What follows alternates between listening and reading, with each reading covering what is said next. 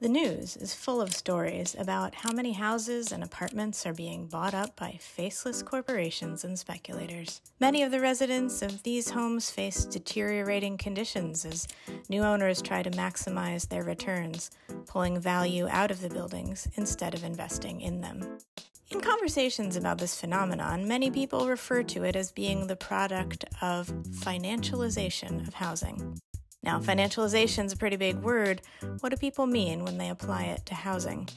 The short answer is they mean treating a home more like a financial asset than a place for someone to live. Don Layton of NYU's Furman Center and the former head of Fannie Mae likes to think of it on the individual level.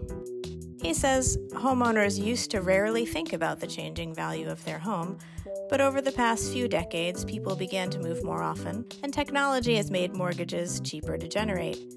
Additionally, online tools have made it much simpler to estimate current home values, and so it became easier for owners, including individual homeowners, to access their home equity. In financial terms, their asset got more liquid. These trends make housing a more easily traded and more easily financed asset. Added up, he says, that's financialization. Other observers say financialization is also about how larger systems are shifting. When we talk about financialization, it refers to this broader change that's been happening in the global economy now for many decades.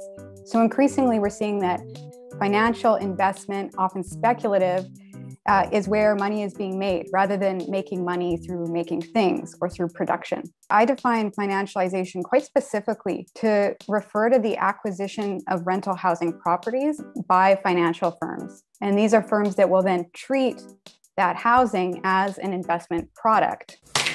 The financialization of housing is more than who owns housing. It is also very much, and it's more than housing as a commodity, it is precisely the capacity of powerful investors to be able to speculate, to be able to set price, but also then to be able to, for example, turn housing debt into something that is profitable.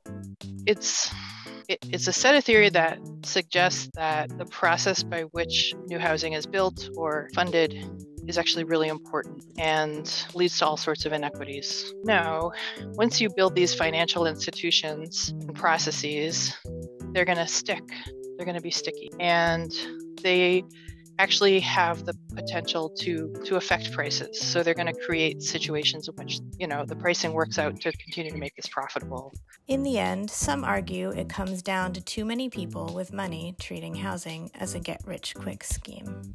It's nothing new to have big, powerful institutions owning a lot of this real estate, whereas an insurance company in the 1950s seemed quite happy to accept 6% return on investment. The Steve Schwarzmans of the world want 18% return. Same institutions investing money in housing and asking for 3 times the rate of return that they used to. 6% return, middle-class America can handle that if renting is what works for them in that space. That's reasonable, but 18% returns means you're evicting people. It's profit versus profiteering. There's this real risk-taking capital, the bettors, these kinds of folks that you really need to get out, and you really need to get them in elsewhere. The only solution to this is to simultaneously build barriers to certain types of capital to the housing market while encouraging that capital to go into other uses where, in fact, it can be productive. Make a bet on Hyperloop or going to space or online gambling. Don't do it with my house and my neighbor's house. To learn more about how financialization of housing works and what to do about it, read Shelterforce's series Homes or Cash Cows.